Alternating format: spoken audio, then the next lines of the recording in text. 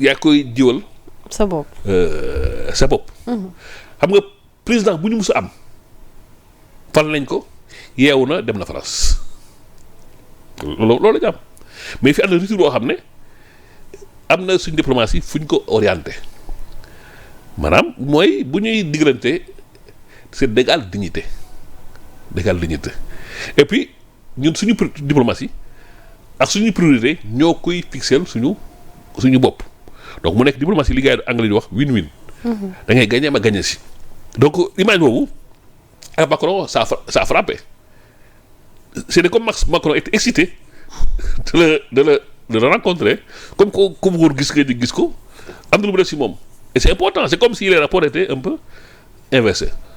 mu ne si jàng lu bari mais pour dellu si Sonko bañ def un peu de coarade donc Sonko wax na te bu ñu déggee li muy wax. benn question mooy ñëw xam nga day jàmbat. waaw mu ne ko jëlee jàmbat. mais loolu déggil la. dañ naan waaw est-ce que du looloo tax Cheikh Oumar Diagne ne dafa war a bàyyi jàmbat bi. non maa ngi ñëw Cheikh Oumar Diagne analyse am la gis-gisam la nit aussi boo amee gis-gis. bul jàpp ne yow rek yaa mën a gis loo gis-gis am na ko la daax a gis donc moom gis-gisam dañ ko nangul loolu parce que tamit sommes en démocratie am na say ci waxu démocratie la mais mooy la mu wax ni analyse ay degré la c'est comme wax mën nga ko dégg au premier degré dégg ko au second degré mais nit ñi xëy na seen wax bi ñu ngi koy yemale au premier degré mooy li mu wax textuellement second degré mooy les non-dits li ñu junju ak fan la mën a jëm parce que nit ki doo wax lépp déjà boo waxee rek am na fooy direction booy bëgg nit ñi xool daa mel ni ñu ne rek borom xam-xam. day joxoñ weer bi bu joxe ne weer bi nga baal ma si baat bi ngaa koy lu ñu xool weer bi baaram bi la ñuy xool. alors que moom lan mooy ngaaka. ngaaka mooy xam nga rek alors que moom weer bi lay joxoñ. mais ngaaka yi lu ñu xool weer bi muy joxoñ. ñoom baaram bi la ñuy xool. alors que moom weer bi la ñuy joxoñ. donc mooy seen gis-gis ni muy gàttee. c'est-à-dire que mu nga ne bon des fois boo ma ne a priori mun nga bañ a comprendre. mais je ne comprends pas Sonko mooy premier ministre. waaw. Pastef mooy. moo nekk si nguur gi Sonko mooy président Pastef Sonko en tant que parti. Sonko moo yilif Diomaye si côté politique je veux dire. moo yilif Malick Ndiaye si côté politique. ñoo contrôler assemblée large majorité. mais tu peux te demander mais kon kii pourquoi comme le Cheikh Oumar Diagne pourquoi il n'a pas agi il n'a pas agi jàng bi ci jàng mooy rapport parti état moo dem si beneen paradigme xam nga bu yàgg ba dañoo jaawale parti bi ak nguur gi moo yor pouvoir bi lu ma neex ma def droit de vie et de mort mais soo déggee waxam yi xam ne adamel na paradigme bu changé entre rapport état ak nguur gi ça nekk ñu ci parti état et puis defe naa loolu même institution yi ñoo si waroon glorifié wu.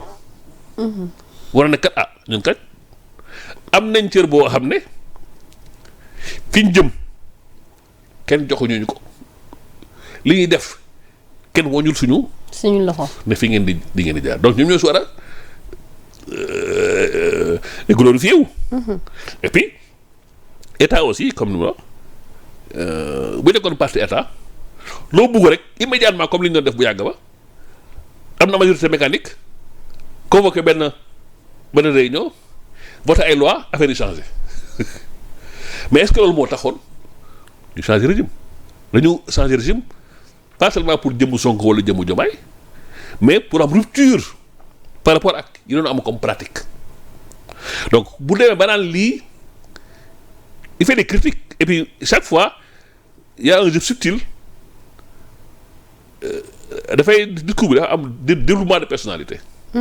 Des fois Sonko premier ministre mooy wax. waaw parce que ñu bëri mënuñu identifier ñaari casquettes yi.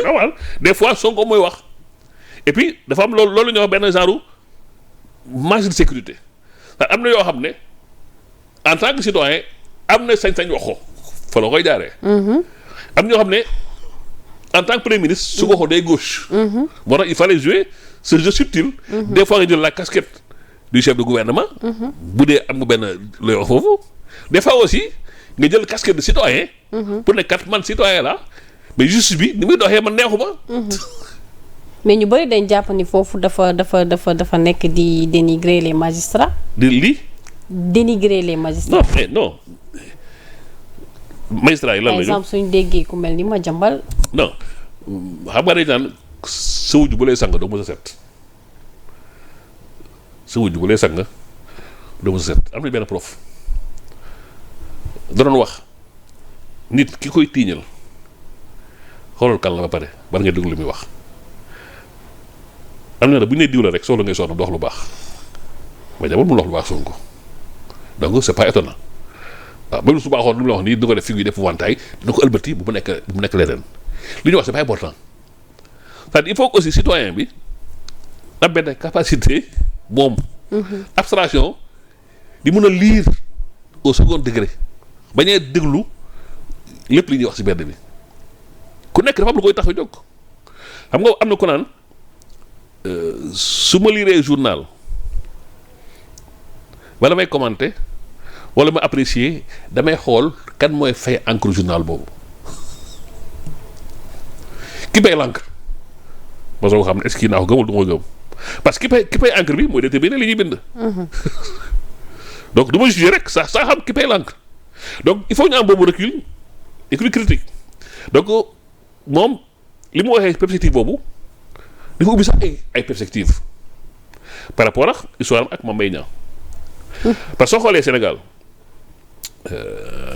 la mooy la question centrale mooy question de révision procès bi en fait. c'est ça la question centrale. ci Sénégal am na ñu bare ñoo xam ne ils sont des victimes de la justice. mais c'est des anonymes ñaari personnages ñuy firndeel loolu mooy histoire de procès Mamadou Dia. Mamadou Dia tout le monde sait que conflit ak Senghor moo indi situation boo leen histoire lii témoignage yi li nga xam ne dañ naan qui veut noyer son chien l'accuse de rage. c'était un rival très très dangereux c'est-à-dire Senghor moo doon titre bi mais Mamadou Dia moo doon président du conseil et régime parlementaire la woon Mamadou Dia moo ëppoon pouvoir loolu Senghor le vivait très mal bon après li am si ñu tuumal ko tëj ko depuis lors ñu ngi wax révision de procès mais chaque fois l'état bi géej keneen ki Omar Blondin Diop. même chose c'est un opposant de Senghor xam nga Omar Blondin Diop boo koy dégg da ngay foog ne nit ku mag a mag la woon il est mort à 27 ans. contrairement à ce que beaucoup de gens pensent xale bu ndaw la deewee. et il est mort à Gorée dañu dafa xaru mais tout le monde sait que il a été victime. régime Senghor depuis loolu ses parents. mais kon da nga bëgg wax ne décès boobu confirmé wuñ ko. non ça a été infirmé par tous les rapports même les témoins ils ont infirmé que Senghor il a été assassiné. ah dañ ko assassiné ok. Senghor il a été assassiné mais. Comme disait quel gars très subtil. Ils l'ont aidé à se prendre. Madame, il y a des témoignages après. Il y a des gardes pénitentiaires avec les circonstances, sa personnalité. Toutes les enquêtes, tout converge à dire que dañ ko assassiné. Et puis aussi même scène de crime bi ak yeneen am na yu bari ci jàng mais loolu beneen débat la. loolu aussi depuis lors pare yaa ngi naan ñu ubbi procès pourquoi amul ñu ubbi procès soo xoolee tey. révision des procès révision d'un procès théoriquement ñëpp mën nañu ko def théoriquement laa wax. mais un citoyen ordinaire normal c'est très difficile pour yow nga def ko question de moyens question de ak fu jaar-jaar yi ak trop yi. donc n'importe quel citoyen mun jóg ne ubbi procès beneen bi mooy y a que la cour suprême nga ko mun a jaaree ti lu muy nirool révision de procès. yow nga àtte ba teg ma ñëwaat ne la nangul ne da ngaa juum xam nga dafa métti nangu ne damaa juum parce que ki àtte mooy àttewaat. nangu ne damaa juum. xam nga loolu mooy affaire rabat d'arrêt bi.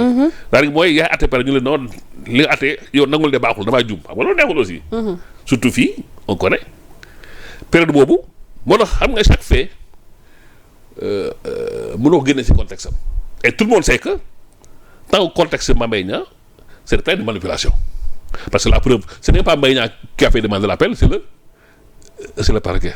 pour ñu coupler peine yi ba Sonko du mu nekk président donc magistrature boobu c'est une magistrature à l'époque même il y a beaucoup de magistrats qui sont sujets à suspicion. parce que ne affaire yi demee am na lu bari ñaaw na xel donc c'est un contexte assez particulier léegi buntu bi Sonko ubbi. c'est pour ça mooy et puis loolu aussi mun a dem dans le sens des réformes de la justice xam soo de xool di ko mel ni ay Royaume-Uni wala Norvège. dafa am lu ñuy wax des commissions de révision de procès. c'est-à-dire dañuy créer benn commission boo xam ne bokkul ci exécutif bi. bokkul ci tribunaux yi dañuy fal ay nit ñu indépendant. maanaam ñooñu loolu uniquement mooy seen rôle maanaam réviser procès yi ñu indépendant. lan mooy intérêt bi intérêt bi mooy benn mooy n'importe qui quel citoyen di nga leen mun saisir facilement sans problème. ñaareel bi mooy ñoom dañ lay jox kantanu enquête. ñett ils auront droit au dossier judiciaire. dañ koy am 4 bu ñu paree seen càmbal mën nañu proposer wala imposer la révision du procès. intérêt bi mooy organe boo xam ne bokkul ci exécutif. bokkul ci kii bokkul tribunal. la mooy intérêt bi aussi mooy loolu dina renforcer état de droit dina tax citoyen bi nga xam ne moom amul doole dina génne équité bi inéquité bi. parce que ñaan fii bu amul doole kenn lu déglu sax bay ànd na ay maa ngi def révision procès. soo xoolee ñi quand on parle de révision. c'est souvent de grands noms Oumar Blondin Diop. Mamadou Dia am na peut-être benn Sambou Diop benn Fatou Koumba ñu ngi fi mais kenn soppal léegi nag bu doon amoon na genre de commission yooyu. moo la gis nga débat. da koy fu mu yeggul au sens où da ngay def prolongement de courbe. li mu wax révision de procès. tu mets ça au-delà de l'affaire Mame Mbaye Niang da koy suivre dans le contexte. de renforcement état de droit. d'accord renforcement de la justice foofu nga koy inscrire. foofu nga koy classé.